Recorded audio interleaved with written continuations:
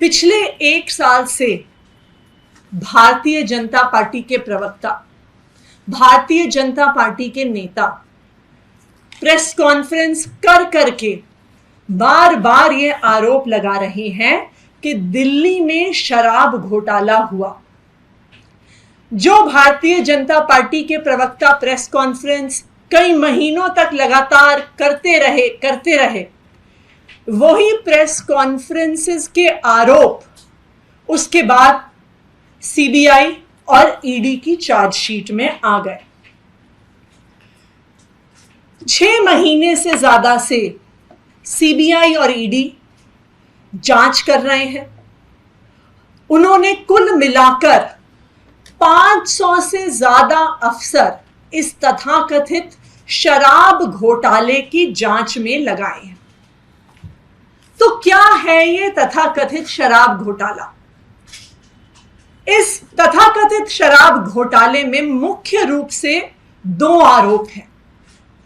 पहला आरोप है कि नई शराब नीति बनाने के एवज में शराब कारोबारियों से 100 करोड़ रुपए की रिश्वत या किकबैक लिए गए। यह पहला आरोप है जो भारतीय जनता पार्टी लगाती है और उनके बाद सीबीआई और ईडी ने लगाया है। दूसरा आरोप यह है कि ये 100 करोड़ रुपए जो शराब कारोबारियों से लिए गए, उनको आम आदमी पार्टी ने गोवा के चुनाव में लगाया, गोवा के चुनाव में खर्च किया। ये आरोप पिछले एक साल से बार बार भारतीय जनता पार्टी के अलग अलग नेता, अलग अलग प्रवक्ता प्रेस कॉन्फ्रेंस करके सुना रहे हैं। लेकिन कल राउज एवेन्यू कोर्ट ने एक फैसला दिया। 2 लोग जो इस केस में अरेस्टेड थे, राजेश जोशी और गौतम मल्होत्रा, उनको कल राउज एवेन्यू कोर्ट ने जमानत दी और एक 85 पेज का ऑर्डर कल राउज एवेन्यू कोर्ट ने दिया है। ये जो ऑर्डर कल राउज एवेन्यू कोर्ट ने दिया है, मैं चाहूंगी कि भारतीय जनता पार्टी इस ऑर्डर को पढ़े। मैं चाहूंगी कि जो सारे टीवी चैनल पिछले एक साल से इस तथाकथित घोटाले की रिपोर्ट्स चला रहे हैं, इस ऑर्डर को पढ़ें, क्योंकि कल का ये राउज एवेन्यू कोर्ट का ऑर्डर ये स्पष्ट कर देता है कि 100 करोड़ तो छोड़िए, 30 करोड़ छोड़िए, एक नए पैसे के भ्रष्टाचार का सबूत ईडी और सीबीआई के पास नहीं है। बार बार इस 86 पेज के ऑर्डर में जज सिर्फ एक बात दोहरा रहे हैं कि कोई भी सबूत ईडी ने सामने नहीं रखा है। जो पहला आरोप है कि 100 करोड़ का घोटाला हुआ, 100 करोड़ की रिश्वत किकबैक के तौर पर शराब कारोबारियों द्वारा आम आदमी पार्टी को, दिल्ली सरकार को दी गई। इस किकबैक देने में एक शराब कारोबारी गौतम मल्होत्रा जी भी शामिल थे, ऐसा भारतीय जनता पार्टी भी कहती थी, ऐसा सीबीआई भी कह रही थी, ऐसा ईडी भी कह रही थी। लेकिन कल कोर्ट ने बहुत स्पष्ट तौर से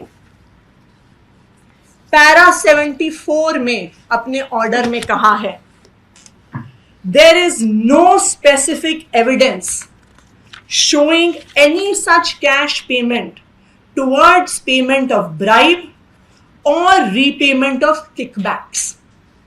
The only evidence presented has been some vague statements made by witnesses, and on the basis of these statements, it cannot be inferred that cash payments were given as bribes.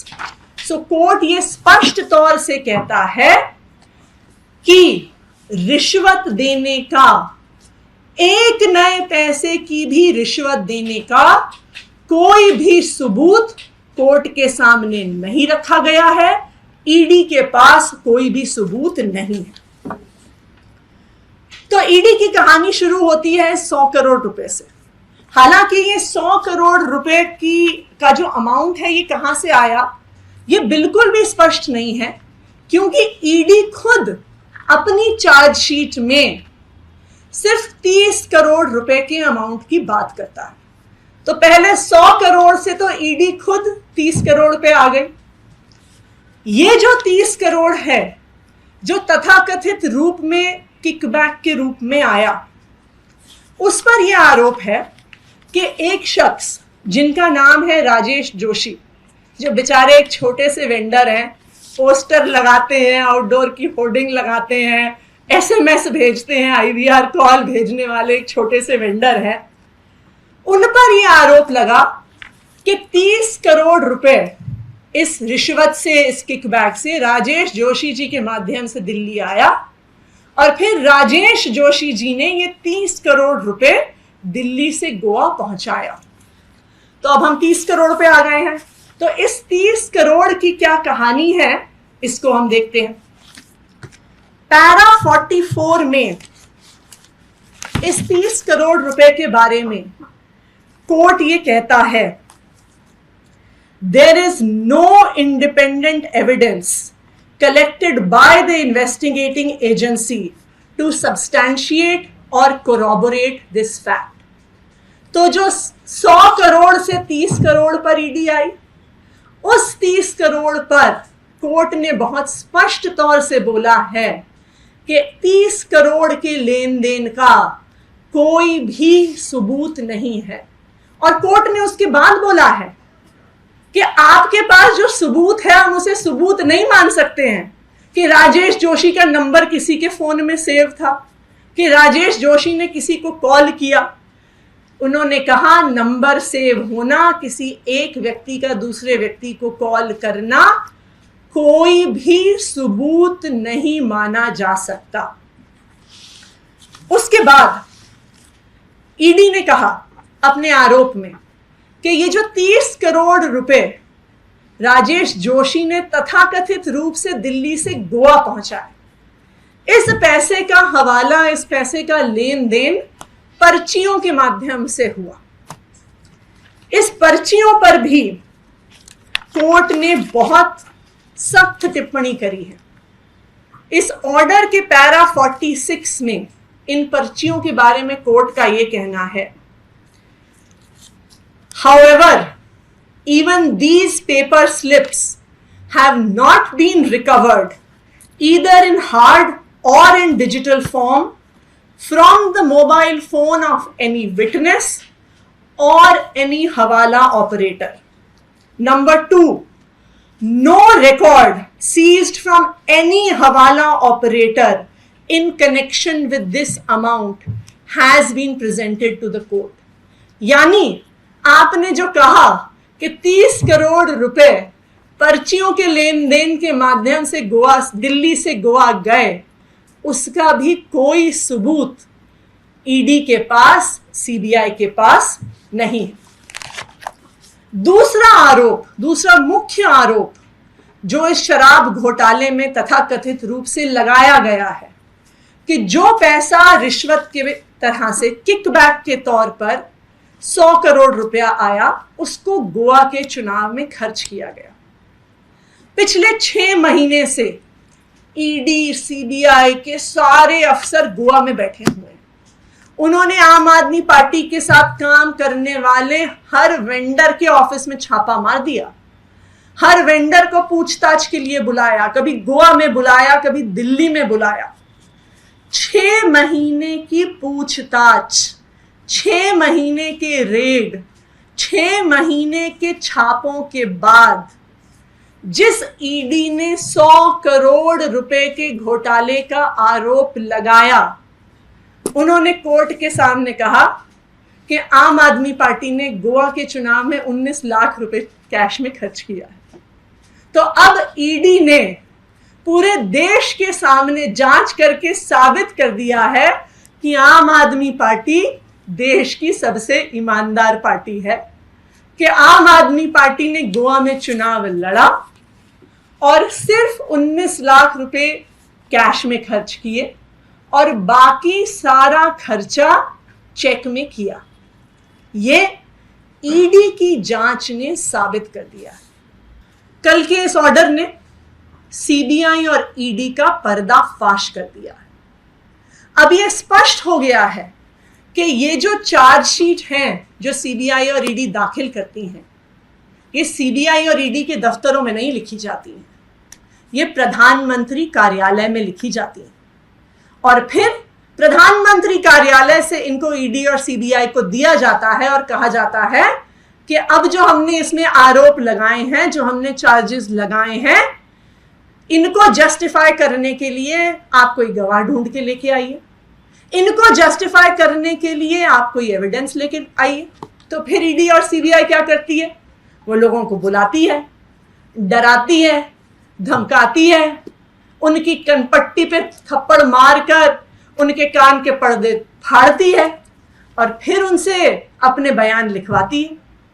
जैसा हमने देखा कि तीन लोगों ने, तीन विटनेसेस ने अपने बयान वापस लिए, जिसमें शामिल है समीर महेंद्रू, अरुण पिल्लई, चंदन रेड्डी, और सबने कहा कि हम पे दबाव बनाया गया। चंदन रेड्डी की तो मेडिकल रिपोर्ट भी दिखाती है कि उसे मार मार के उसके कान के पर्दे फाड़ दिए गए।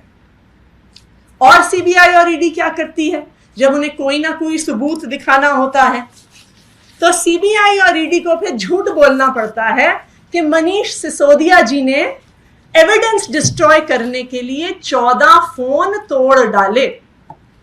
लेकिन जब हम खुद बिना किसी रिसोर्सेज के थोड़ा जांच करते हैं और फोन के IMEI नंबर निकालते हैं तो पता चलता है कि उस 14 में से 7 फोन तो सीबीआई और ईडी के पास खुद हैं और 7 बाकी फोन अभी भी अंडर यूज है। तो ये भी सीबीआई ईडी को जो झूठे एविडेंस प्रेजेंट करने पड़ते हैं उनका पर्दाफाश हो जाता है।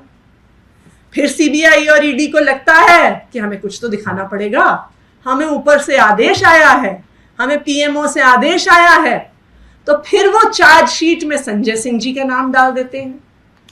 लेकिन जब संजय सिंह जी उन्हें लीगल नोटिस भेजते हैं तो फिर ईडी को माफी मांगनी पड़ती है और कहना पड़ता है कि जी हमसे गलती हो गई, हमने गलती से संजय सिंह जी का नाम डाल दिया। तो कुल मिलाकर एक चीज अब देश के सामने आ गई है कि जो कुछ भी शराब घोटाले के नाम पर बताया जा रहा है ये सरासर झूठ है, बेबुनियाद है, बिना किसी सबूत के है। कोई भी ऐसा घोटाला नहीं हुआ है। और अब कोर्ट की ऐसी टिप्पणी के बाद जहां पर कोर्ट अपने आदेश में यह कहता है कि किसी भी आरोप के लिए there is absence of any satisfactory corroborative material and there are contradictions and deficiencies in the statements that are being made by the enforcement directorate. तो जब कोर्ट ईडी के बारे में ऐसा बयान देता है तो अब देश के प्रधानमंत्री नरेंद्र मोदी जी की और उनकी पार्टी भारतीय जनता पार्टी की ये जिम्मेदारी है कि वो सामने आए और देश से माफी मांगे कि वो पिछले 1 साल से पूरे देश को गुमराह कर रहे हैं, आम आदमी पार्टी को बदनाम कर रहे हैं, अरविंद केजरीवाल को बदनाम कर रहे हैं, मनीष सिसोदिया जी को बदनाम कर रहे हैं।